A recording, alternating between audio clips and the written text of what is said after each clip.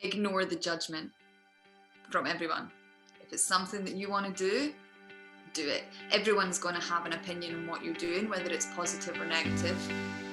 A lot of negative. But focus on what you want. Focus on what you're doing and how it will impact your life. Don't just ignore everyone else. You do you. Love it. I love it. Hi, I'm Christian Williams, and welcome to another episode of Physical Transformation, the podcast where we connect like-minded people from all over the world, all share the same passion and the vision, and that is to help you improve your life, transform whatever area of your life you need transforming. Today we have a special guest with Amy Robertson. She is 28 years old, from the UK, from Scotland in particular. She's been bodybuilding for the last 4 years, since 2018, with the PCA, and she started as a trained bikini athlete. She's reigning British champion in 2019 and 2021, and then she took second in the 2018 World Championships. She switched to athletic figure this year, 2021, as a warm-up show for the British finals and took the overall. Then decided to switch to athletic figure and just won a pro card and overall in the UK Open bodybuilding competition in November. She has a background in acrobatics, gymnastics, which has transferred really well, which obviously helped her bodybuilding career and helped her physique and her shape, hence why she's grown into the sport so easily.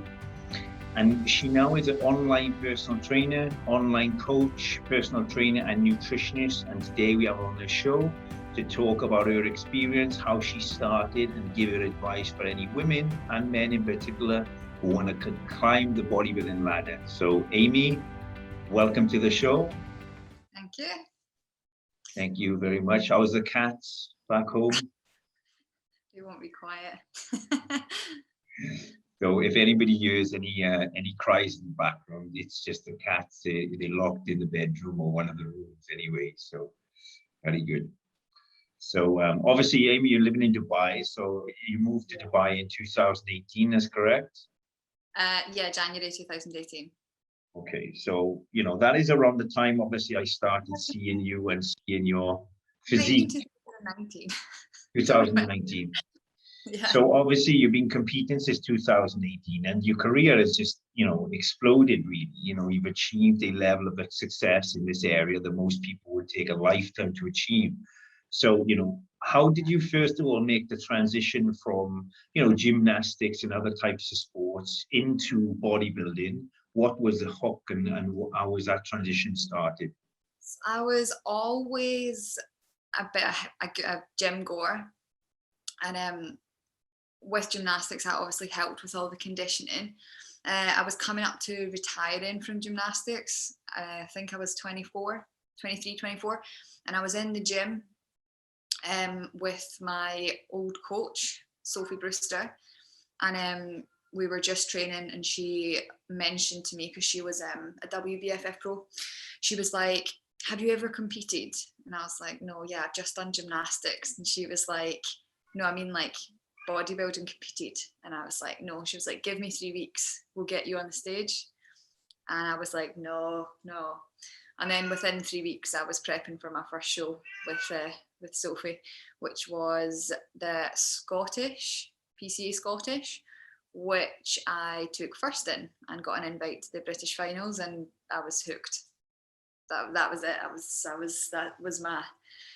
That was my new path after retiring from gymnastics. So the first competition and gymnastics overlapped. So I was doing both for a while. And then as soon as I retired from gymnastics, my mindset was straight into the bodybuilding. And it hooks you, like you said, you start, many people I've spoken to, start for the very reason, maybe just, rehabilitation or going to the gym, and the gym just hooks people because they see, the body change within their eyes and with insight, and that is very motivating, and it improves many areas of your life. Obviously for you, I'm the gymnastics type of background, you must have been very athletic and looking, and your physique you must have been very mature and muscular and toned. So That's obviously, yeah. the basis of my muscle mass from is definitely through gymnastics, because I was doing weight training and conditioning since I was 7 years old. So I get a lot of my structure from the background in gymnastics. Yeah, because you're doing, it's the same thing really. It's the plyometrics and explosiveness, and stimulating the fast twitch fibers, and your body fat is going to be relatively lean. Doing gymnastics from that age, you probably didn't have, any fat sit on the body, When I was younger, no, I really didn't. I was a very small human. It's very good. So obviously now you started competing, you won your first show, which is incredible. Then you went on and you won the British, which is also incredible. No, the first British that I did, I came fourth. Fourth, but even that, it's a great, because the lineup is stacked, when people are training for this for many years. And I was a newbie in the bodybuilding world, so to come fourth was quite impressive for me anyway. But that's where I got the invite to the World Championships, which was 2 weeks later. And I had to be leaner, so those 2 weeks were grueling. But it paid off because I ended up with the second place in the World Championships. Yeah, and that's another thing what I've noticed, obviously, because being a bodybuilder myself and competed for many years and having many clients compete as well.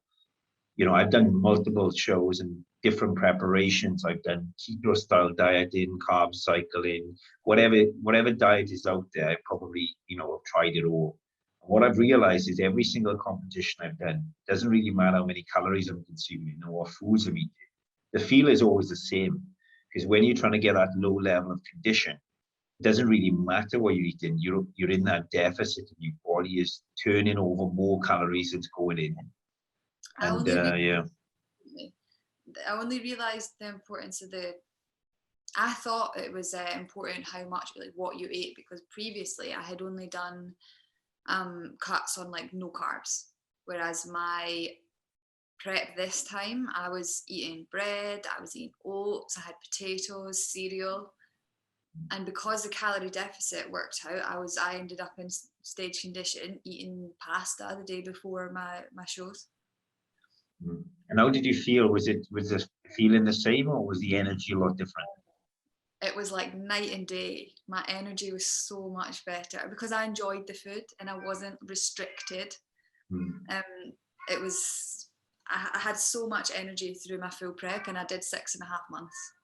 Yeah, and that's the thing, when you're doing that length of time, you can it's a chip, when you're trying to, and you must see it now, because obviously, being a online coach and personal trainer, especially being in the industry, you get a lot of people coming to you that want to aspire to look the way you look.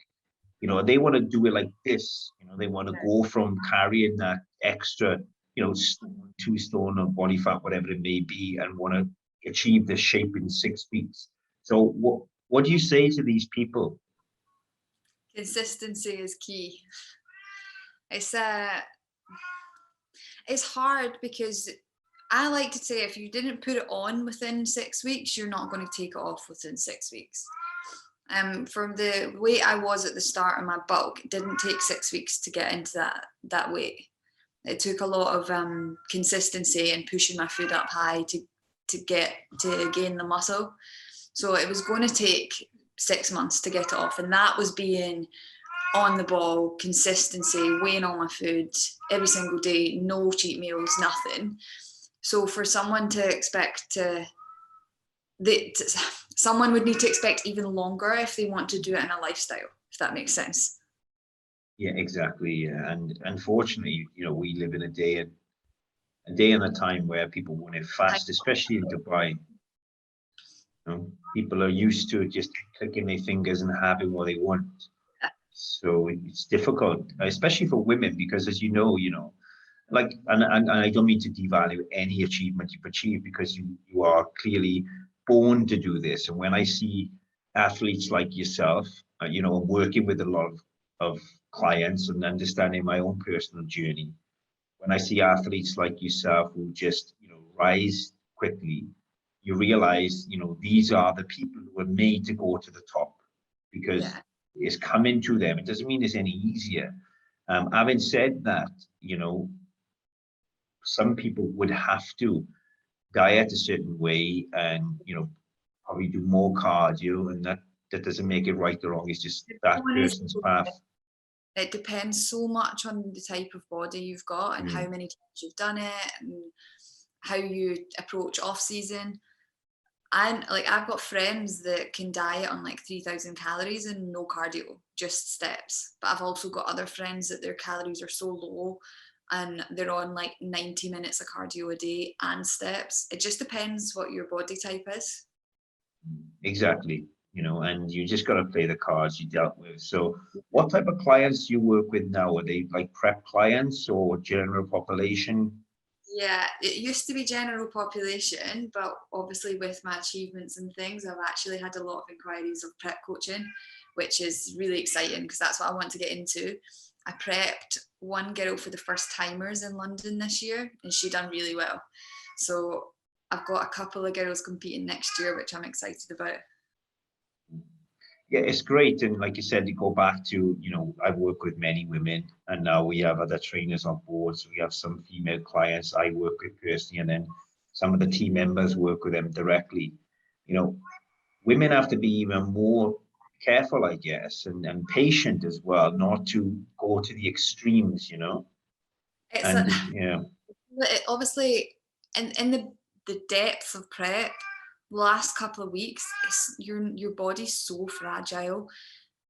But for a female, it's worse because naturally females have a higher body fat percentage. So to bring that as low as it needs to be for stage, it's not really very healthy. So that's where you need to be very careful as a female. Men can obviously afford to have their body fat lower for a longer period of time than females can.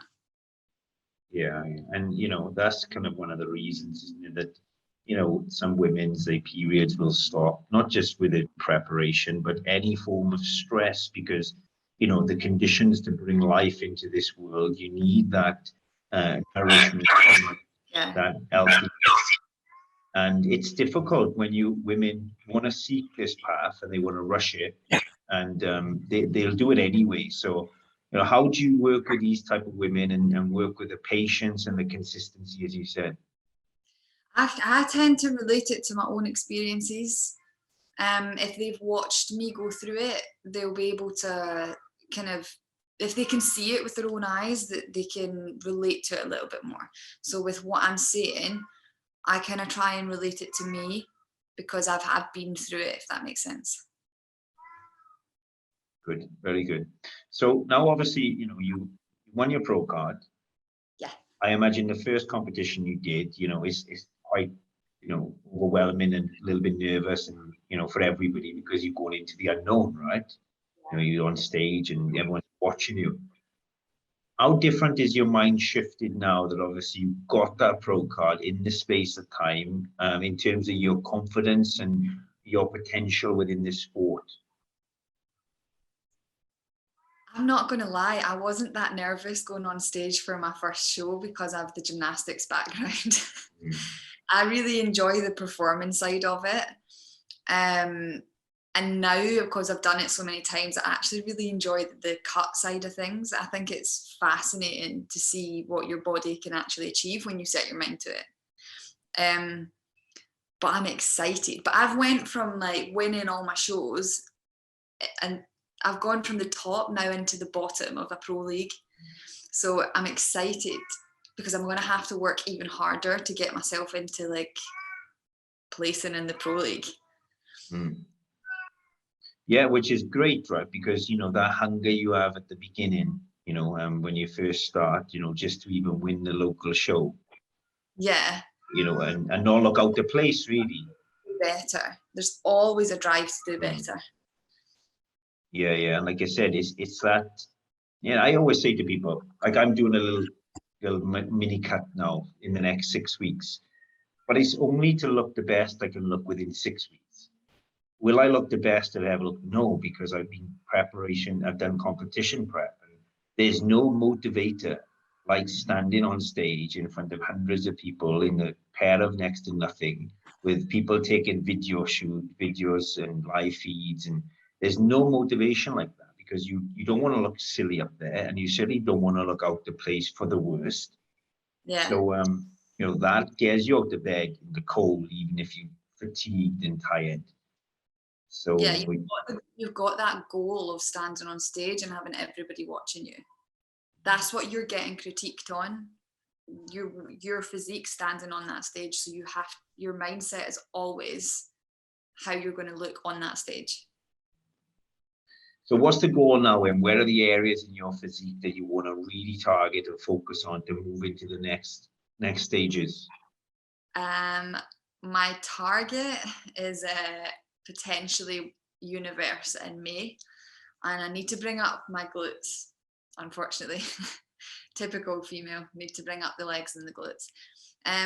However, I had a back injury about a year and a half ago, which actually prevented me from training for 6 months, and it still prevents me from training legs properly.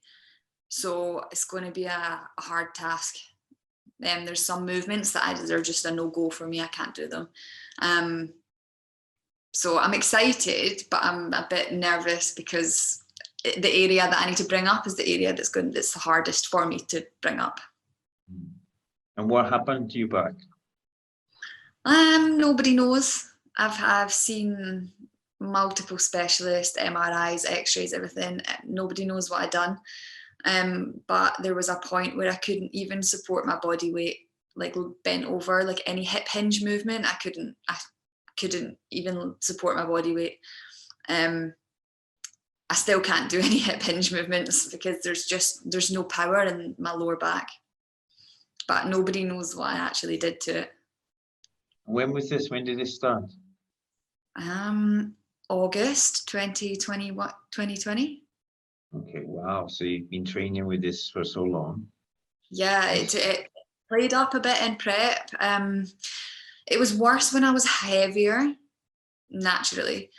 It eased off a little bit as I started to lose some of the weight, but with prep and your body being fatigued, I had to change the way my leg days were. I had to basically only do isolation work and just like go to failure on all my isolation. There was no big heavy compounds in at all during my prep. I had to play it by ear week by week, what I could do and what I couldn't do. Like 1 week I would be able to do walking lunges absolutely fine, and then the next week I wouldn't even be able to do body weight. Wow. How was this on your mindset, going into the competition, which is the biggest competition in your life there for the pro card, really, isn't it? At that time? It affected me quite a lot, actually, because I was very aware that my legs were smaller than they needed to be. So it was constantly on my mind about how small my legs were going to get and whether I would be out of proportion or not. Even on this stage, my legs weren't as lean as they could be. And I struggled to flex them. So I think there's a link between the like my hip flexors and the lower back, but nobody can tell me what it was. So it was it demotivated me on occasion, but I tried to kind of stay positive with it. This is where my coach came in very helpful in telling me that no, I was in proportion, because obviously when you're on prep, your mindset, like you can only focus on like the one thing that you're drawn to. But having him tell me, no, you're fine, you look good, like you're on track, it helped. But if I was going into a heavy leg session and then all of a sudden I was like, I can't do this, my back's playing up, having to switch from I'm going to do a heavy leg session to right, we need to do some isolation and do what I can, it was hard.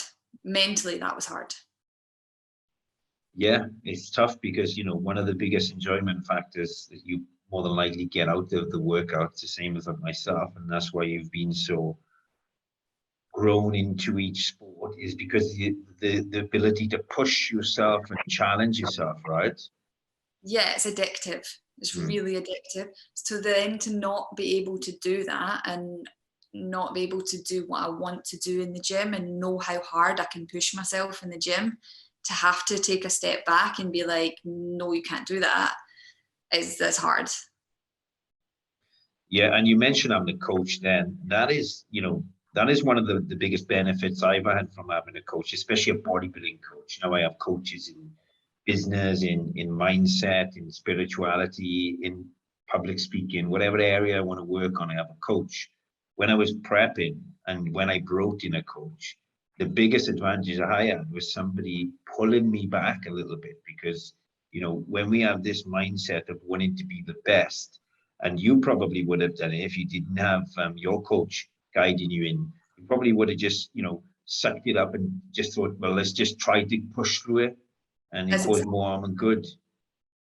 There was points where I was doing that, and then the next day I would be like, oh, I shouldn't have done that. And I would end up having to take a day off the gym, or cardio was painful because I had just been like, no, I'm just going to do it.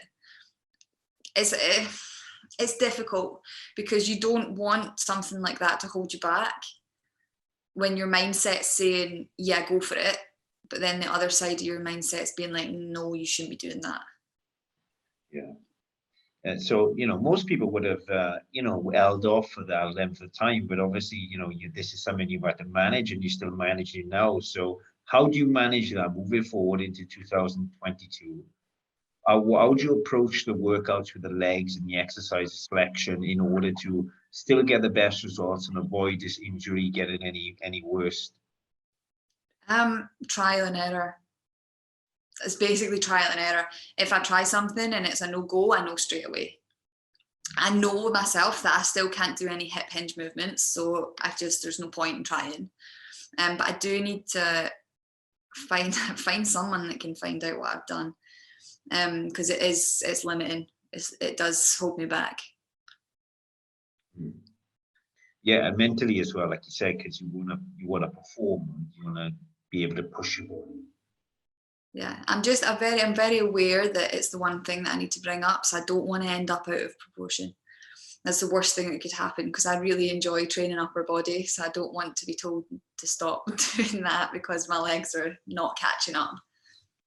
Yeah, and then it's like a double-edged sword, because if you're not getting that endorphin release and that dopamine release from pushing yourself in one area, because let's say you train your upper body 60%, and then you're training your legs at say like 40%, then your workout's not giving you that satisfaction, right? Yeah, exactly that. It's draining. So if you're going into the gym and you're trying an exercise and then that one doesn't work, you'd move on to a different one, and again that one doesn't work. It really does play with you. Multiple times on leg days, I would have to take myself into the changing room and just have a word with myself, because I was getting very frustrated, especially training with people that were able to push. And I'm a very competitive person, so I want to be able to push. And having to try and take that step back was hard. Multiple times I was in the changing room, sitting head in hands, telling myself to just get on with it. It's tough. It's tough. So, it's just like you said, trial and error, seeing what exercise you can do and avoid doing. And it's a great lesson, yeah. There's always a way to work around it. Adapt and overcome is what my coach was set on saying, which is very true. Because if I can't do a squat onto the leg press, if I can't get my hips into that position on the leg press, single leg, like there's always ways to kind of pinpoint that muscle that you're trying to work. It's just 10 times harder, both mentally and physically. It is, and like I said, for somebody like yourself who comes from that athletic background, and we both know that a lot of work, a lot of people, not women in particular, just men and women, they want the pipe dream, they want the result of what they see other people achieving, but they are not willing, or they may not understand the necessary work that has to go into that, right? I just need to remember how far I've came with it. Like in a year and a couple of months, like I was a year and a couple of months ago, I was literally in hospital on morphine.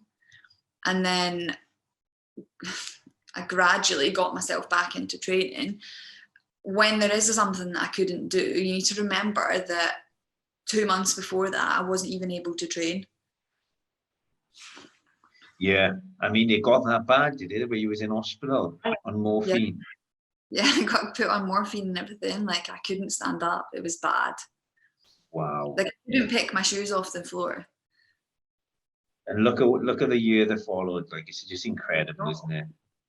It's yeah, like I said, I need to remember how far I've came in that year.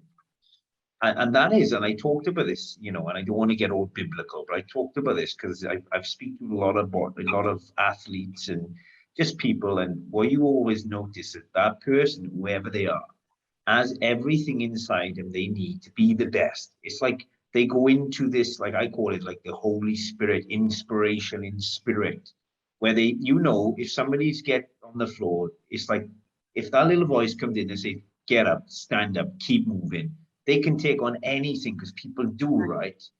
It's like tunnel vision. That's what it is. Vision. It's seeing that light, like you said, and not giving up, and maybe that's part of your role in terms of to inspire the people to say, look, who would have known that this is where I was going back 11 months ago, or just over a year ago, which is incredible. What I want to know from you is, what advice would you give women in particular, who want to start competing, okay, but may not have the genetics, maybe, or maybe not have had the years of experience that you've had in terms of your, bodybuilding, athleticness, let's call it, who is carrying a little bit of weight and wants to achieve that kind of ideal look? What's the first bit of advice you would give to them women? It's going to be so typical. Get a coach. Give that accountability to someone else. When you do that, it takes the pressure off, because you just need to follow. You don't need to second guess yourself, as in, is this right? Is this wrong? Am I doing enough in the gym? Am I eating to fuel myself? That accountability goes to someone else. You just need to follow. And if you train hard, eat right, and are consistent in that lifestyle, you'll get where you want to be. It might take a little bit longer than, say, someone who's got crazy genetics or a really intense sporting background, but you'll get there. You just need to start. Yeah, like you said, the consistency gets you finished, right? So I call it like, is like the number one. Yeah. The amount of people that are like, oh, how did you lose the weight to compete? And I'm like, do you not realize that this has took me 6 months? Like, it's not an overnight thing. Like, I've been consistent for 6 months. People don't realize what goes into it. They see the pipe dream, and I always say about the 4Ds, which are, I just made, 4Ds in my interpretation, or at least to success, is the desire, okay, which is to see the goal first of all and want to get there. It's the determination to say, okay, now I'm determined to get to there. Then it's the drive, which is the movement. Now I'm doing the actions necessary to get me there. And then it's the discipline, which is now I'm going to keep the desire, I'm going to keep the determination, keep the drive consistently until I get there. Yeah, literally spot on. Like that's what it is. Yeah, it's and unfortunately, this is where a lot of the teaching needs to go as well, because like you said, it's when you want to get to the level you're at and you want to push and you want to win a pro card and you want to win a pro show and then you want to get to the universe and you want to be the best athlete you can be and maybe the potentially best athlete there is, then it's science, it's understanding mindset, it's emotional intelligence, you put it all together. But for the majority of people who want to lose weight and get in a sort of a fit looking physique. It's just following the basic principles, really. Yeah, literally. And they're the things that just go straight over people's head. Those those important principles are the ones that nobody thinks about. But if you just think about them, the weight loss just happens. If you just think about the little things, it all adds up. Yeah. And you bring in the other things if necessary at the time, you know, in terms of, I call it like the 4 pillars. We got the food, the training, the sleep, and the supplementation. You know, Oh, these sleep. work together. Sleep, yeah. How was your sleep with the cats crying? That's the what. Oh, honestly, like if I could preach anything, it's sleep. Yeah. People don't realize that how big an impact the sleep actually has. I've learned from that. Learned from my own mistakes on that one. Yeah, you see it, you know, and like I don't sleep nowhere near as much as I used to, because my goals are different now. When I was competing, you know, I was napping, I was sleeping, I was ensuring that I was in bed at a certain time. I Obviously was in now, by 9 o'clock every night. wow, 9 o'clock, I was in my bed. yeah, that's discipline, look, and routine, and that's creating positive habits. Like you said, sleep is very important and it's overlooked. Absolutely. So what time do you go to bed now? In the last couple of days, or normally? Last few days. The last few days I've been in bed really late, and I can actually feel the impact of what it's doing. Like I've taken an extra few rest days because I'm just so tired. And what's But really late? coming off a prep, it's really hard though. My body's not fully functioning yet, so taking the extra rest days is better than trying to push through being this tired. Usually I'm in my bed before 10 o'clock, and the last couple of nights I've been about midnight. Yeah, and it's like, you know, it's also healthy to kind of, you know, switch it on and switch it off as well, so you kind of like, you know, you can go back into that zone, because, you know, it's all good living, and I don't mean you, but it's all good living like a monk, to extract all the wisdom from doing that, and then just understanding how that applies in just life itself, then going back to that kind of you know, that a routine. Yeah, Yes. I could easily fall back into my routine on prep, but it's not essential now. So if I've got something that needs to be done and it's past 9 o'clock, I'll do it. Whereas on prep, I would be like, that can wait until tomorrow. I need to prioritize my sleep. Your shoulders look amazing. Oh, thank you. I want to do gymnastics. Very good. Very good. Comes across well. So, okay, one last bit of advice. Okay, what we do on this kind of episode or podcast, you know, as we finish, we ask, what is the one piece of advice that you would give anybody who wants to transform their life? So, what is the one piece of advice you would give anybody that wants to transform their life? Ignore the judgment from everyone. If it's something that you want to do it. Everyone's going to have an opinion on what you're doing, whether it's positive or negative. A lot of negative. But focus on what you want, focus on what you're doing and how it will impact your life. Don't just ignore everyone else. You do you. Love it. I love it. And it's so true. Only I could listen. The judgment, oh dear Lord, it's horrendous. It is really bad. Yeah, especially I guess for, like, I guess it's the same for everybody, and we can all look at it from a different perspective. But a woman going into bodybuilding, you know, it must, obviously it's different for a guy, right? It's gotta be. Of course it is.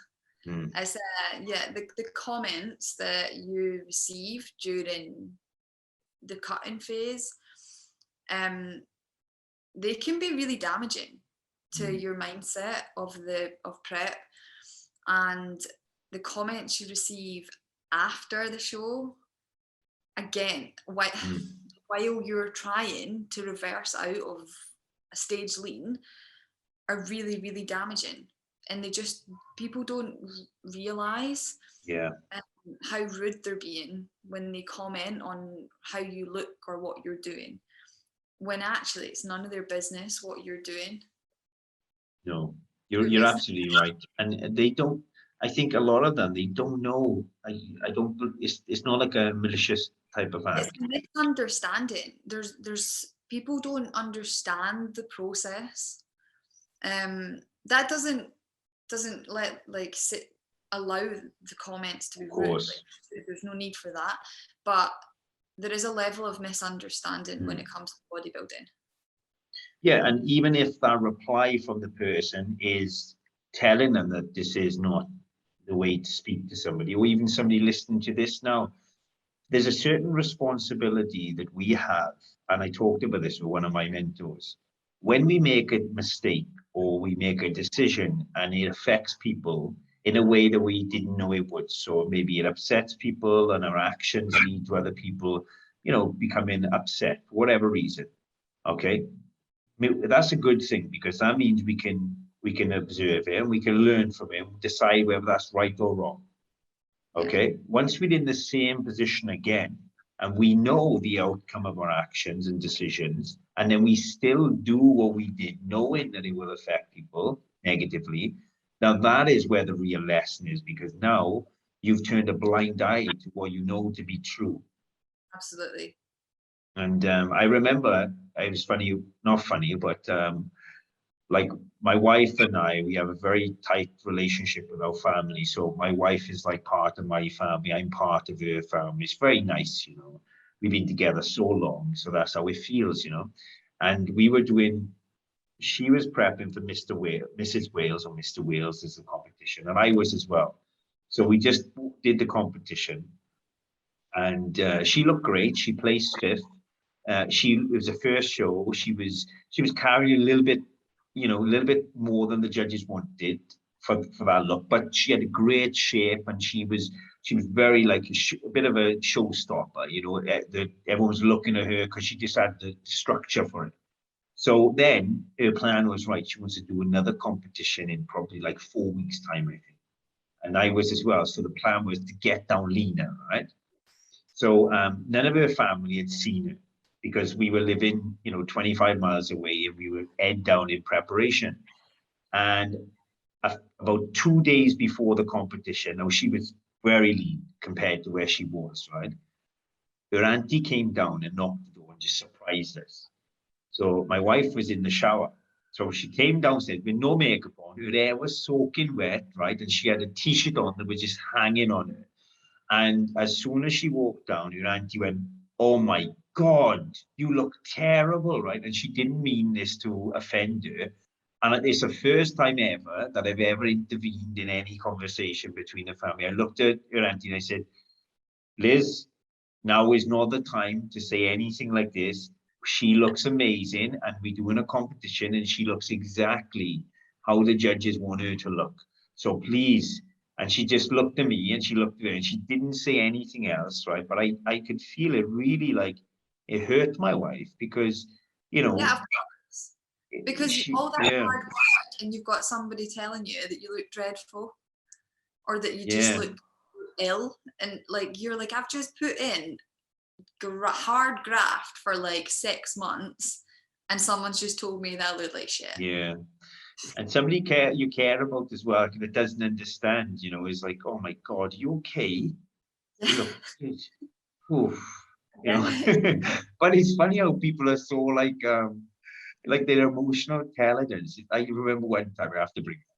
So one time back it was years ago, right? My skin was flaring up, right? I had a lot of acne on my body pretty much, and my back was I just wanted to get rid of it, right? It was, my hormones were a little bit up and down. Anyway, I goes to the doctor. And I thought, right, okay, I want to get medication for this. So I'm going to play on it a bit more than it is, just for the doctor to. So I was like, oh, and he's really upsetting me. And, I'm afraid to take my top off and all these things, right? So obviously I was letting the doctor know that I was emotionally fragile from my condition, right? And this is a professional doctor. And he said, "Oh, yes, have a look at you." So I took my top off and I turned around. He went, "Hey!" Oh! Oh! He said, "Put your top on," right? And I thought, oh my God. Like, first of all, I thought, it's not that bad, for one. And secondly, like knowing what I just said and knowing how it was affected emotionally, the way you responded to that, it's like, don't you know the consequence of that reaction? Like, you know, it's like, It you happens know, in it. it's not like, okay, yeah, I can understand it. Don't worry, Mr. Williams. Sit down. We're gonna work on this. You know, come back and see. You're gonna be absolutely fine. It's like, honestly, yeah, sure. But like I said, people, I just think they just lack that. I don't think they deliberately are upsetting people. That's before they realize what kind of effect that's going to have on you. Realistically, that's what happens. People It's sad. think before they say things, though, for sure. Yeah, they should. Yeah, and again, that's the lesson, because then you observe the outcome, and sometimes you don't know. And Yeah, then, you know, the next time you're in that position as well, then hopefully you will learn from your, you know, situation, because I don't think of it as a mistake. I think it's just like, you know, it's like anything. It's like a child doing something that they've never done before, and don't yeah, know that that's wrong. yeah, literally. However, when it comes to somebody's appearance, it's common knowledge that you shouldn't really comment regardless on what it is. Yeah. Realistically, someone's Well, appearance, yeah. it's like commenting on someone's weight. For you would never, you just don't do it. You just don't comment on someone's weight. If someone's put on an awful lot of weight, you just don't say anything. Yeah, I know. It's like you're afraid. There doesn't seem to be that stigma against bodybuilders. There's not that stigma against commenting on their appearance with someone who's competing. Does that make sense? It does, yeah. And you know, there's one thing I learned from bodybuilding is you putting yourself out there, really, and you are like, you know, I did. You put yourself in a position to be judged, and you judge yourself. You know, when you know Yeah. you don't look the best you look. It's difficult. You have to constantly transition from that.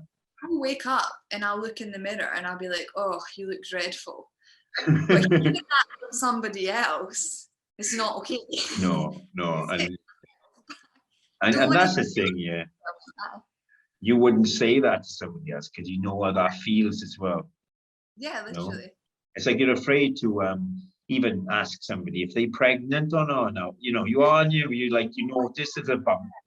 You know, you're like, well, you know, she's put on weight and she hasn't stopped eating and she keeps moaning about she feels sick. And I can see it, but I'm afraid because if it's not, then she's just getting fat. And then you act all surprised and, oh, I got some news, I'm pregnant. Oh, really? Like, you know. Oh, I'll wait. See if I think someone's pregnant. I will wait until they're about 7 months pregnant before I ask. Yeah, it's like, and you're still not looking. You're like, oh, you know, is everything all right? But thank you for your time. I really enjoyed this conversation. And welcome. Where can people reach out to you if anybody wants any advice and wants to talk about coaching or whatever else you offer? Where can people find you? You can reach me on my Instagram. It is she's so Amy underscore PCA Pro. DM me. I'll reply. I will do. And we're going to put that in the link below as well. So thank you once again. You're very welcome. Thank you. And thank you once again for listening. If you haven't done yet, subscribe to this channel, like this video, share this video, comment on what you thought of this video and your views on bodybuilding, on how to respond to somebody's transformation or lack of. Be very interested to hear. Until next time, I'll see you again. And thank you, Amy, once again. Thank you. Thank you.